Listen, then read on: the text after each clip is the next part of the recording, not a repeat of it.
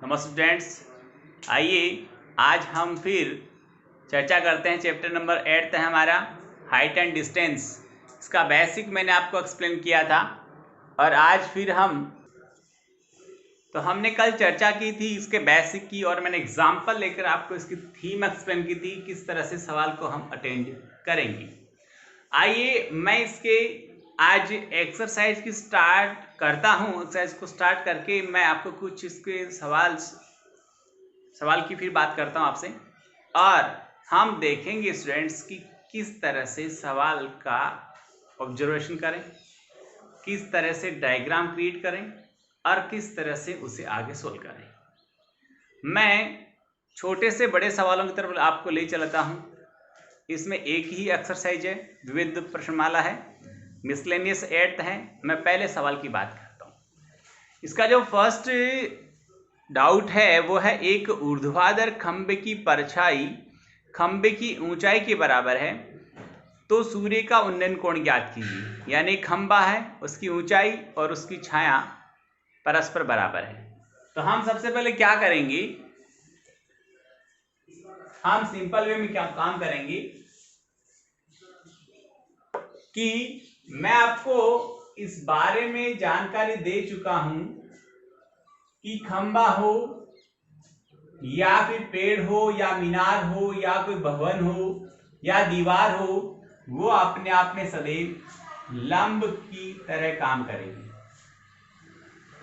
और छाया है वो हमेशा आधार का काम करेगी, और ये कोण है वो थीटा रहेगा और कर्ण तो हमेशा फिक्स रहेगा। तो हमें कहा गया है कि पेड़ की ऊंचाई और उसकी छाया बराबर है। चाहो तो लिख देना, चूंकि दिया गया है कि पेड़ की छाया और ऊंचाई बराबर है, तब आप कहेंगे टेन थीटा, टेन बराबर लंब बटे आधार। टेन थीटा लंब जितना है, मान लो लंब को मैं h लेता हूं तो आधार भी h ही है। मैं यदि आधार को x लेता हूं तो लंब भी x रहेगा। तो ये दोनों कैंसिल हो जाएंगे, तो हमारे पास आएगा टेन थीटा बराबर 1। अब टेन का मान कितने डिग्री के लिए 1 होता है, हम जानते हैं कि टेन 45 का वैल्यू 1 होता है। 10 से 10 कैंसिल हो गया, थीटा बराबर 45 डिग्री इसका आंसर आया। तो जब किसी भी पेड़, मीनार, पोल, दीवार या कोई भी वस्तु हो, उसकी छाया और ऊंचाई समान होती है तो वह आधार के साथ 45 डिग्री का उन्नयन कोण बनाती है। कई बार हमें ये कहा जाए कि छाया उसकी ऊंचाई की √3 गुनी है या छाया उसकी ऊंचाई की 1/√3 गुनी है। इस तरह का यदि सवाल आए तो भी हम इसी तरह हल करेंगे। छाया को हमेशा आधार की जगह काम में लेंगे और पेड़, मीनार, दीवार, व्यक्ति, उसकी जो ऊंचाई है, हाइट है, वो लंब की जगह काम में आएगी। तो स्टूडेंट्स, इस प्रकार हम इसे हल करेंगे। अब हम आगे चर्चा करते हैं। इसका नेक्स्ट जो सवाल है, जो सवाल आपके करने लायक होंगे उनका सिर्फ मैं आपको हिंट दूंगा और आप उसे हल करेंगे। यदि एक मीनार के पाद बिंदु से 100 मीटर की दूरी से उसके शिखर का उन्नयन कोण 60 डिग्री है तो मीनार की ऊंचाई ज्ञात कीजिए। कोई दिक्कत नहीं, हमें थीटा 60 डिग्री गिवन है और एक मीनार के पाद बिंदु से 100 मीटर की दूरी से, यानी आधार हो गया 100 मीटर। हमें आधार दिया हुआ है h, यानी लंब पता करना है। सेम ही हमारे पास फॉर्मेट रहेगा, सेम ही फॉर्मूला यूज में लेना है। हम इस तरह से हल करेंगे इसको। देखिए, यहां हम लिख देंगे कोण दिया हुआ टेन थीटा का वैल्यू 60 डिग्री है। लंब हमें मालूम नहीं, उसको h ले लेते हैं। आधार हमें 100 दिया गया। टेन 60 का वैल्यू √3 होता है, लंब पता नहीं, 100 हो गया नीचे। यहां पर h का जब वैल्यू हम पता करेंगे तो 100 √3 आंसर आएगा। यहाँ स्टूडेंट्स आप चाहो तो √3 का वैल्यू भी रख सकते हो, 1.73 भी होता है। 1.73205 इस तरह से कंप्लीट वैल्यू होता है। जितना आपको सवाल में दिया जाए उतना आप यूज करेंगे। तो h इज इक्वल आएगा हमारे पास में 173 मीटर।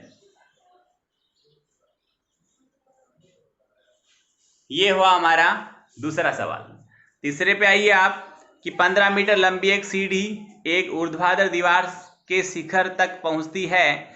यदि सीढ़ी दीवार के साथ 60 डिग्री का कोण बनाती है, दीवार की ऊंचाई। सेम सवाल हो गया, क्योंकि यहां पर हमारे को क्या दिया हुआ है, सीढ़ी की लंबाई दी गई है और सीढ़ी ऐसे लगती है। देखिए इधर ऐसे सीढ़ी ऐसे आएगी। तो सीढ़ी हमेशा किसका काम करती है पता होगा आपको, कर्ण का। तो कर्ण की लंबाई हमें 15 मीटर दे रखी है, हमें लंब चाहिए। तो कर्ण और लंब में संबंध, यहां पर जो संबंध होता है लंब बटे कर्ण, वो किसका होता है, साइन थीटा का होता है। यहां आधार बटे कर्ण का जो संबंध होता है वो कॉस थीटा का होता है, और यहाँ लंब बटे आधार का जो संबंध होता है वो टेन थीटा का होता है। तो इस तरह से आप देखें, इस तरह से आप यूज करें। आपको कर्ण दिया, सीढ़ी की लंबाई दी, इट मींस सीढ़ी है या रस्सी है या तार है। कई बार सवाल आता है कि एक पोल को सीधा खड़ा रखने के लिए एक तार बांधा गया है और तार जहां जमीन में गाड़ा गया वो बिंदु पोल के पाद से 10 मीटर दूर है, 15 मीटर दूर है या 20 मीटर दूर है, 8 मीटर दूर है। तो ये जो दूरी है जहां पर तार को गाड़ा गया, जिस खूंटे से बांधा गया है, वो जहां गाड़ा गया वो उसके पोल के आधार से कितनी दूर है, ये आधार हो गया। उस तार की लंबाई होगी कर्ण है और पोल की लंबाई है वो लंब है। इस प्रकार हमें इन्हें यूज करना है। तो सवाल संख्या तीसरे में आपको कर्ण दिया गया है और लंब पूछा गया, कोण दे रखा है साइन थीटा का, आप फॉर्मूला यूज करेंगे। आगे बात करते स्टूडेंट्स हम, तो सवाल संख्या हमारे पास आया चौथा। 10 मीटर ऊंची मीनार के शिखर से पृथ्वी पर एक बिंदु का अवनमन कोण 30 डिग्री है। बिंदु की मीनार के आधार से दूरी, यानी हमें आधार पता करना है। तो ऊंचाई हमें दे रखी है, लंब हमें दे रखा है 10 और थीटा दे रखा है हमें 30 डिग्री। हमें आधार चाहिए तो हम आधार ज्ञात तो कर सकते हैं। आगे देखिए हम बात करते हैं,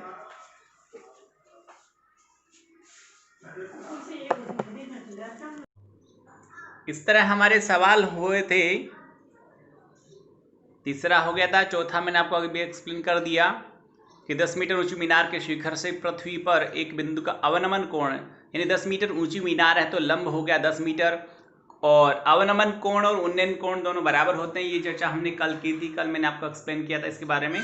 तो आप इसको देखेंगे कि आपको थीटा दिया गया है वो 30 डिग्री है और एच आपको 10 मीटर है, तो आपको आधार पता करना है, लंब आपको दिया गया है। नेक्स्ट देखिए सवाल संख्या 5। एक नदी के ऊपर एक पुल नदी के तट के साथ 45 डिग्री कोण बनाता है। यदि नदी के ऊपर पुल की लंबाई 150 मीटर हो तो नदी की चौड़ाई होगी। देखिए बहुत अच्छा सवाल है, मैं एक्सप्लेन करता हूं आपको अभी।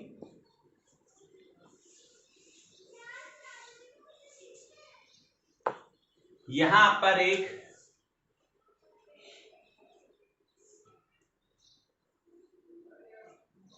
ये ऐसे नदी बह रही है, ऐसे ओके, ऐसे नदी बह रही है और ऐसे एक पुल है, क्योंकि उसने कहा जो ब्रिज है, जो पुल है, वो नदी के किनारे के साथ 45 डिग्री का कोण बनाता है। तो चाहे ये 45 कह दो और चाहे ये 45 कह दो, दोनों बराबर हो क्योंकि Z की आकृति में बन रहे। ये भी 45 होगा, ये भी 45 होगा, ये भी 45 है, ये भी 45 है, क्योंकि जो रास्ता है, जो पुल है, जो मार्ग है, वो तो समान चौड़ाई का है। यहां पर जितना चौड़ा उतना यहां पर है, तो ये दोनों लाइनें एक दूसरे के पैरेलल है, समांतर है, इसलिए ये कोण समान होंगे। ये 45 डिग्री हमने ले लिया। अब स्वाभाविक बात है, ये समकोण मैंने बना रखा है, ये 45 है तो ये भी 45 है, कोई दिक्कत की बात नहीं है। हमें जो पुल की लंबाई है नदी के ऊपर वो दे रखी है 150 मीटर। कितनी दे रखी है? 150 मीटर हमें पुल की लंबाई दे रखी है नदी के ऊपर।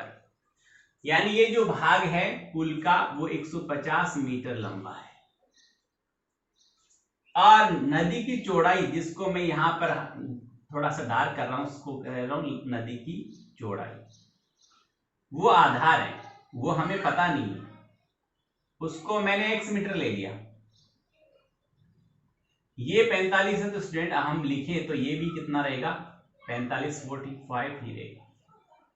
हमें कर्ण दिया है, आधार पूछा है, कर्ण दिया है और आधार पूछा है, तो हम यहां पर कर्ण और आधार में याद रखना पड़ेगा आपको लाल बटे कक्का, लाल बटे कक्का। ये होता है साइन के लिए, ये कोस और ये टेन। मीनिंग समझना, यदि लंब देकर कर्ण पूछे या कर्ण देकर लंब पूछे, यानी L बटा K हो या K बटा L हो, तो इन दोनों में हम क्या करेंगे, L बटा K है तो साइन यूज करेंगे और K बटा L है तो हम कोसेक यूज करेंगे।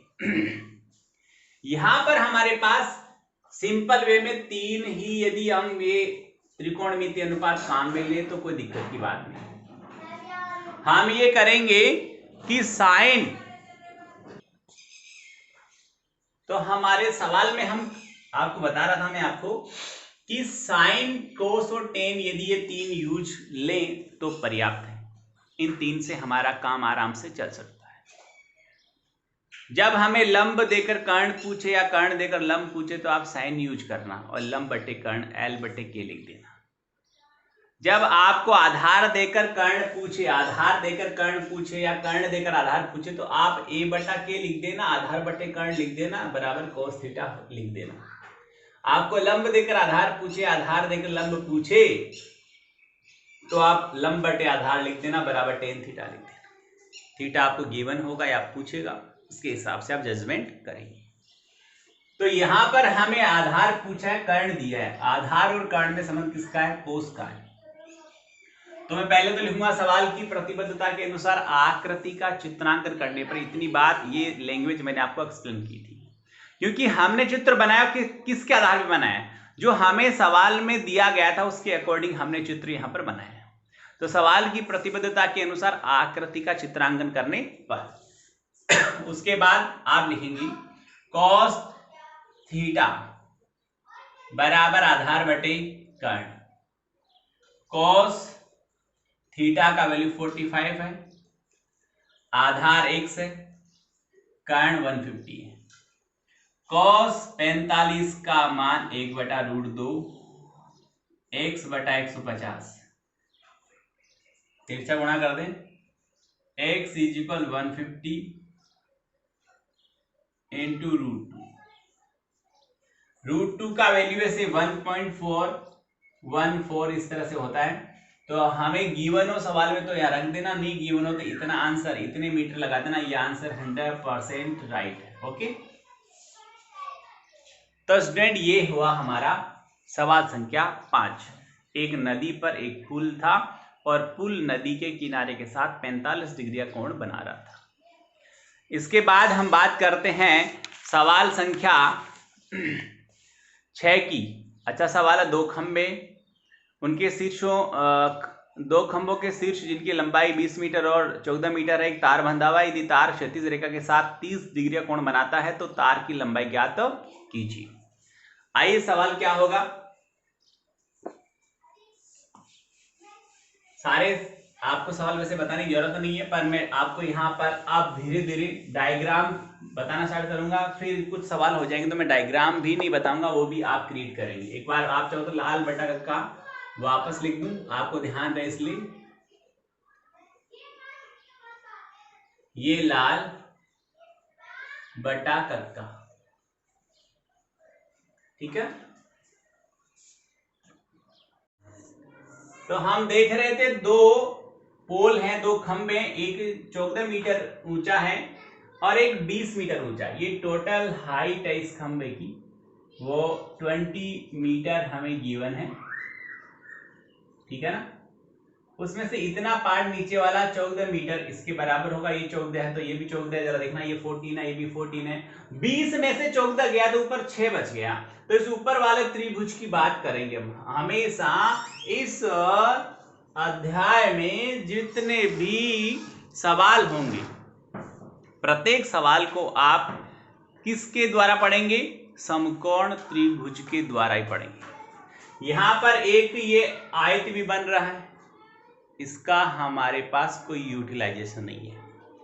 हमें काम में लेना है तो सिर्फ समकोण त्रिभुज। इसका आधार हमें न तो गिवन है, न हमें पता करना है, इसका कोई हमें यूज नहीं है। सॉरी। और लंब हमें पता है 6 मीटर और कर्ण हमें ज्ञात करना है। तो यहां लंब दिया है, कर्ण ज्ञात करना है। लंब और कर्ण में संबंध किसका होता है? साइन का। तो आप लगाएंगे साइन थीटा बराबर लंब बटे कर्ण। साइन थीटा का वैल्यू आपको गिवन है 30 डिग्री। लंब आपको पता है 6 मीटर, कर्ण पता नहीं है, x लिख दिया मैंने। साइन 30 का मान होता है 1/2, 6 बटे x, तिरछा गुणा करेंगे, x बराबर 12 मीटर आ जाएगा। यह आ गई दोनों खंभों के सिरों पर बांधे गए तार की लंबाई। आगे चलिए, नेक्स्ट मैं आपसे बात कर रहा हूं, सवाल संख्या 7 है। अच्छा सवाल है। यहां पर 2 बिंदु हैं जिनकी किसी मीनार के आधार से दूरियां a और b हैं। a बड़ी है और b छोटी है, ऐसा कहा गया है इसमें। दोनों बिंदु एक ही सरल रेखा पर स्थित हैं और उन बिंदुओं से उस मीनार के शिखर के उन्नयन कोण क्रमशः है 30 डिग्री और 60 डिग्री हैं। तो मीनार की ऊंचाई ज्ञात कीजिए, ऐसा सवाल है। सवाल को मैं एक बार बोर्ड पे आपको एक्सप्लेन करने की कोशिश कर रहा हूं। अच्छा सवाल है। डायग्राम आप कैसे क्रिएट करें? देखो, डायग्राम सोचिए कि हाँ, किसी को नहीं आ रहा, मैं डायग्राम को क्रिएट करना सिखा रहा हूं। सवाल को आराम से पढ़िए, समझिए क्या कर रहा है कि एक मीनार के आधार से 2 दूरियां, जितना कहे उतना काम करो। एक मीनार, तो मैंने सबसे पहले बना ली एक मीनार, ये लो साहब, इसको मैं मीनार कहती हूं। ओके, ये एक मीनार है, इसका ये आधार है, ये बेस है और ये टॉप है, ये शीर्ष है। इसे शीर्ष बोल दें, शिखर बोल दें, टॉप बोल दें। ये बॉटम है, पेंदा है, आधार है, पाद है, पैर है, ऐसा इसके लिए वर्ड यूज कर सकते हैं। इसके आधार से 2 दूरियां हैं। एक दूरी है a और दूसरी दूरी है b। ये तो b है और ये a है। अब आप कहें गुरुजी आपको क्या पता चला कि ये छोटी वाली b है, बड़ी वाली a है? हमें सवाल में दिया है कि a बड़ा है और b छोटा है। a बड़ा है और b छोटा है, सवाल में दिया गया, मैंने नहीं लिया है। तो 2 दूरियां, इन दोनों दूरियों पे 2 बिंदु हैं। नाम दे दूं मैं, सपोज करो इसको a दिया, इसको b दिया और इस मीनार को नाम दे दिया CD। इन दोनों बिंदुओं से मीनार के शिखर का उन्नयन कोण हमें दिया हुआ है। एक तो 30 डिग्री है, आपको पता है यही 30 होगा और ये 60 होगा। क्यों होगा? क्योंकि जिसका आधार बड़ा होता है उसका कोण छोटा होता है, जिसका आधार छोटा होता है उसका कोण बड़ा होता है। ये आप अच्छी तरह जानते हैं। तो हम बात करेंगे आगे। तो भाषा रहेगी, भाषा सब सवालों की सेम ही रहनी है और वो ये रहनी है कि सवाल की प्रतिबद्धता के अनुसार आकृति का चित्रांकन करने पर ये लाइन सब सवालों में लिखनी है। इस अभ्यास, इस अध्याय के जितने भी सवाल हैं प्रत्येक में इतनी भाषा तो लिखनी है। उसके बाद आप सवाल की प्रतिबद्धता के अनुसार जो चित्र बनाया, जो आकृति बनाई है, उसका नामकरण आपने कर ही दिया। उनमें से समकोण त्रिभुज जितने बन रहे हैं उनको उठाना है और उनमें से क्या दिया है, क्या पूछा है, उसके आधार पे साइन कोस टेन कोस, साइन कोस और टेन 3 ही लगाने। आगे वाले भी लगा सकते हैं 3, पर उनको लगाने की जरूरत नहीं है। मैं आपको एक बात और यहां बताना चाहता हूं कि जिस भी चित्र में, जिस भी सवाल में दो त्रिभुज बनते हैं वहां हमेशा टेन का ही फॉर्मूला लगता है। 99.99% ऐसा आपके प्रत्येक सवाल में पाया जाएगा। एक आध सवाल ऐसा भी हो सकता है इसमें ऐसा नहीं लगे, बट मैं आपको बताऊं कि ऑब्जर्वेशन आपका इतना अच्छा होना चाहिए कि हमें क्या दिया गया है, क्या पूछा है, लाल बट्टा कक्का के आधार पर क्या दिया गया है, क्या पूछा गया, उसके हिसाब से आप सूत्र अप्लाई करें। सपोज लंब दिया गया, आधार पूछा है, या आधार दिया गया, लंब पूछा, टेन लगाइए।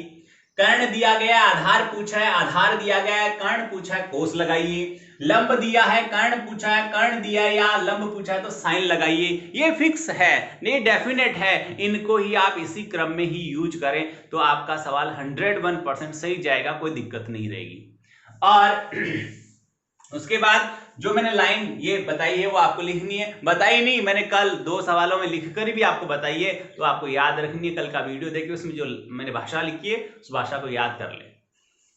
आगे उसके बाद रहता है कि कौन सा समकोण त्रिभुज बन रहा है, वो समकोण त्रिभुज आपको ढूंढना है।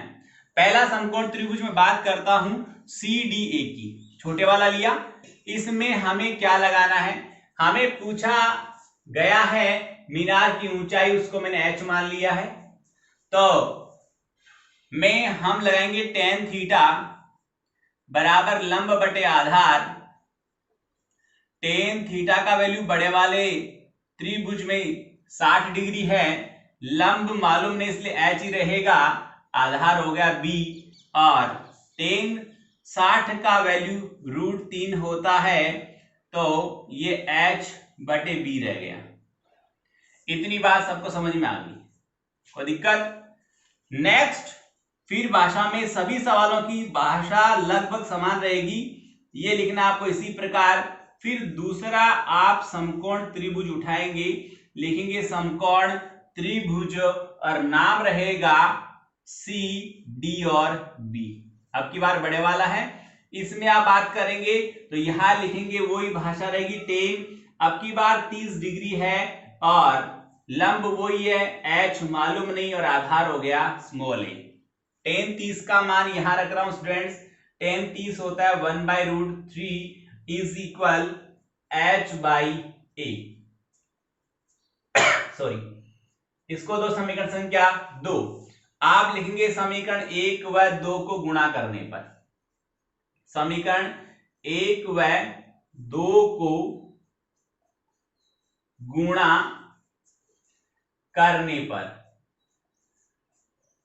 गुणा करेंगे तो ये बायां पक्ष है, इस बाएं पक्ष से गुणा होगा, ये दायां पक्ष है वो इस दाएं पक्ष से गुणा होगा, यानी √3 से गुणा होगा 1/√3 और h/b से गुणा होगा h/a। ये √3 से √3 कैंसिल हो गया और हमारे पास इधर 1 बच गया, उधर ऊपर h² हो गया, नीचे a भी हो गया। इतनी बात समझ में आ गई आपको? ये नीचे वाला पार्ट नहीं दिख रहा, मैं साइड में लिखता हूं, यहां √3 से √3 कैंसिल हो गया, इधर h² बटे a भी हो गया, तो 1 बराबर आपके पास आएगा h² बटे a b, और a b इधर ले आएंगे तो आपके पास रहा h² बराबर a b, और h का जब वैल्यू निकालेंगे तो आएगा √ab। ये आ गई मीनार की ऊंचाई। सवाल देखिए, वापस से मैं सवाल को बोलता हूं, ऑब्जर्वेशन करिए कि कैसे मैंने डायग्राम क्रिएट किया। उसने कहा एक मीनार के आधार से 2 दूरियां a और b है, a बड़ा है और b छोटा है, ऐसा सवाल में दिया है। उन दोनों दूरियों पर स्थित जो बिंदु है, उन बिंदुओं से मीनार के शिखर का जो उन्नयन कोण है वो क्रमशः 30 और 60 डिग्री है। और तो आप मीनार की ऊंचाई ज्ञात कीजिए। इस तरह का हमें सवाल मिला था और सवाल को हम इस तरह से हल करेंगे। बोर्ड पे एक बार फिर से देख लीजिए। आपको लाल बटा कक्का जरूर से याद होना चाहिए और टेबल जरूर से याद होनी चाहिए, कितने डिग्री का वैल्यू कितना होता है। बहुत बहुत धन्यवाद, थैंक यू।